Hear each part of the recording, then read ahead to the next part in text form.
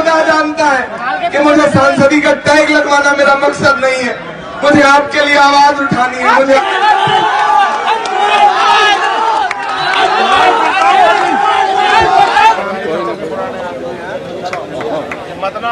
सुनेंगे नाज़रीन, इमरान प्रताप और इमरान हसन की वीडियो दोनों रोते हुए नजर आए। उससे पहले बता दो दोस्तों, अमजदुल्ला खान प्रवक्ता MBT कहते हैं, तेलंगाना में कांग्रेस पार्टी की सरकार बनने के बाद से मुसलमानों और उनके प्रतिष्ठानों पर सांप्रदायिक हमलों की लगभग 23 घटनाएं हो चुकी है। चलिए फिर सुनते हैं वीडियो को। तो आपसे गुजारिश है वीडियो को लाइक कीजिए और चैनल को जरूर सब्सक्राइब कीजिए। मैं अपनों ही कहूँगा आपको, आप चाहे जो फैसला करें। मैं आपसे बहुत जज्बाती होकर गुफ्तगू कर रहा हूँ, बहुत जज्बाती होकर गुफ्तगू कर रहा हूँ। बड़ी सुकून की जिंदगी थी।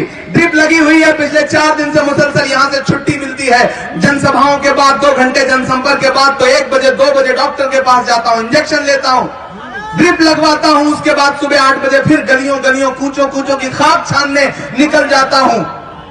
क्यों कर रहा हूँ मैं ये सब? क्यों कर रहा हूँ? मुझे अल्लाह ने बहुत शोहरत दे रखी है, बहुत प्यार दिया है, बहुत कुछ दिया है। लेकिन अगर आज मैं अपनी जिंदगी दांव पे लगा करके इस जंग में कूद पड़ा हूं तो इसका मकसद तुम नहीं समझोगे तो कौन समझेगा? मुझे तुमसे सवाल पूछना है, मुझे नहीं करनी है तुमसे, मुझे सवाल पूछना है तुमसे। मैं बाहरी नहीं हूं।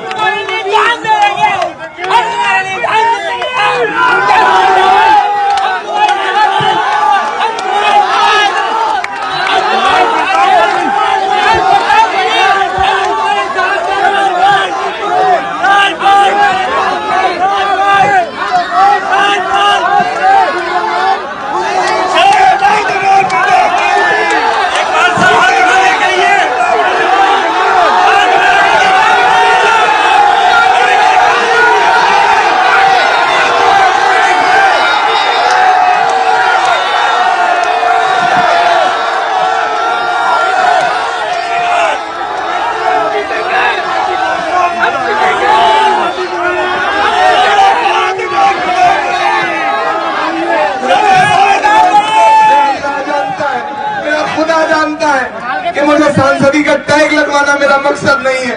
मुझे आपके लिए आवाज उठानी है, मुझे आपके लिए लड़ना है।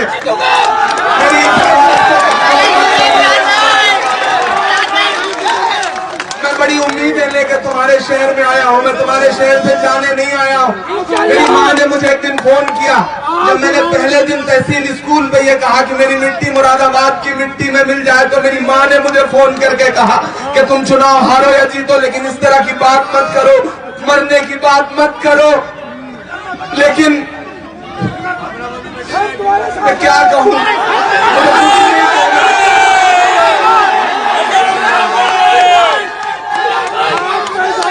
मैं बस इतना कह रहा हूँ कि मैंने तो अपनी जिंदगी वक्फ कर दी।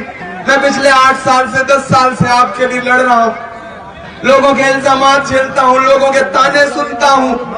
मैं चाहूँ तो जुल्फांचर और लबो रुखसार की शायरी करके भी वही इज्जत कमा सकता हूँ, लेकिन मैंने अपना खून दिया जंतर मंतर पे अपनों के लिए। जब मॉब लिंचिंग के शिकार लोग 50 से ज्यादा तुम्हारे लहूलुहान लोग मारे जा रहे थे, तब पूछो कि ये लोग पार्टियां कहाँ थी, ये नेता कहाँ थे? कौन जा रहा था पहलू खान के घर? कौन खड़ा था नजीब की माँ के साथ? कौन खड़ा था अफराद के परिवार के साथ? मैं कुछ ज्यादा नहीं मांग रहा हूँ, मैं बस इसी बात का तुमसे सिला मांग रहा हूँ कि अपनी आवाजों को बचाओ।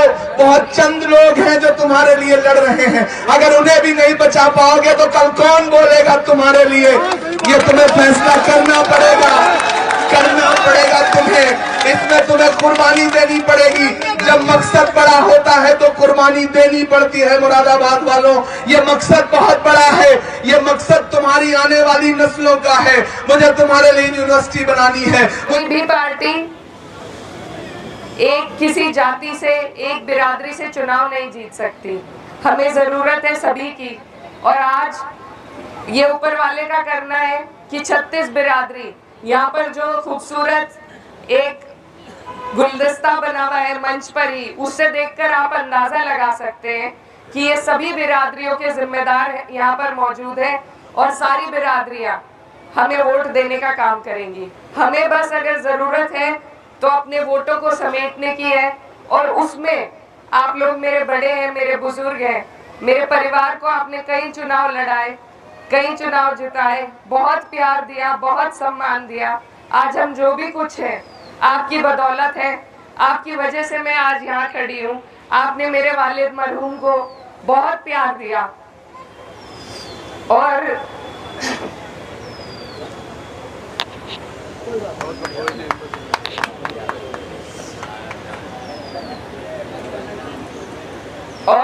उन्होंने हमेशा आपकी लड़ाई मजबूती से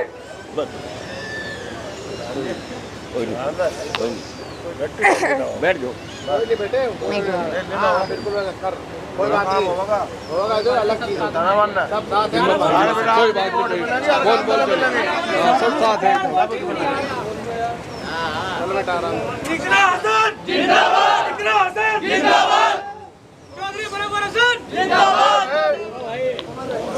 चिंता न मानने के सारे मनोवर रसन बच्चे चिंता न मत ना आ रहा कोई बात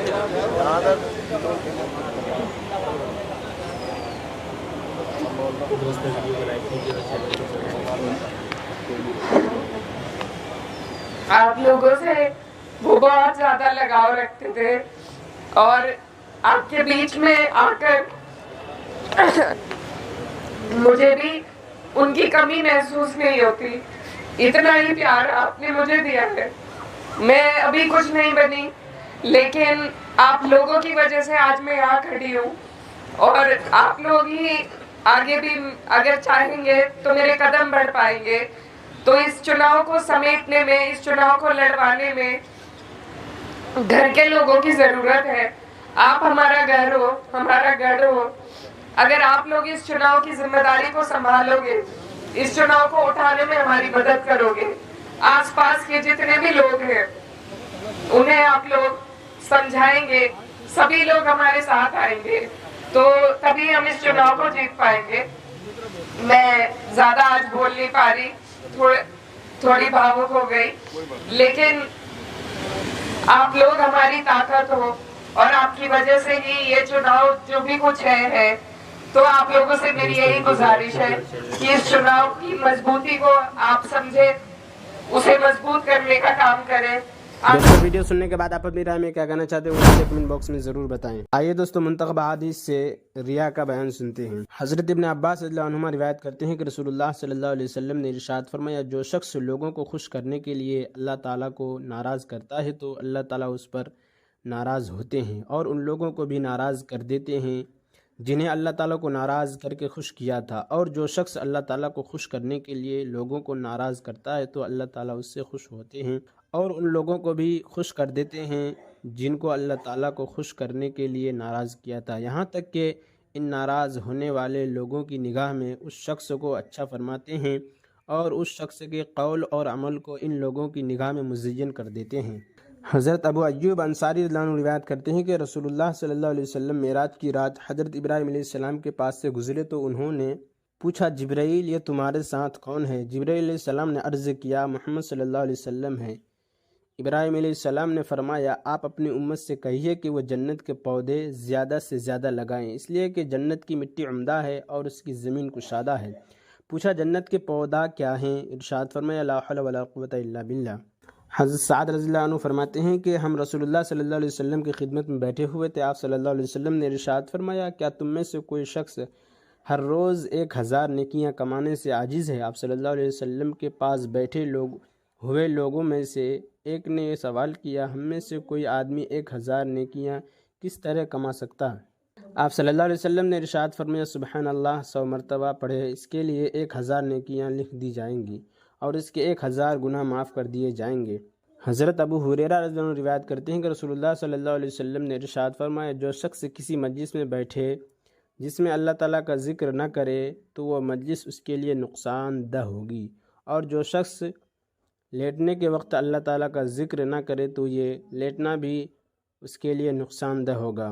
हज़रत अबू हुरैरा रिवायत करते हैं कि रसूलुल्लाह सल्लल्लाहु अलैहि वसल्लम ने इरशाद फरमाया, जो लोग किसी मजलिस में बैठे जिसमें न अल्लाह ताला का ज़िक्र किए और न नबी करीम सल्लल्लाहु अलैहि वसल्लम पर दरूद भेजे तो उसको क़यामत के दिन ज़िक्र और दुरूद शरीफ के सवाब को देखते हुए इस मजलिस पर अफसोस होगा, अगरचे वो लोग अपनी दूसरी नेकियों की वजह से जन्नत में दाखिल भी हो जाएं। हज़रत अबू हुरैरा रिवायत करते हैं कि नबी करीम सल्लल्लाहु अलैहि वसल्लम ने इरशाद फरमाया, 7 आदमी हैं जिनको अल्लाह ताला अपनी रहमत के साया में ऐसे दिन जगह अता फरमाएंगे जिस दिन उसके साया के अलावा कोई साया ना होगा।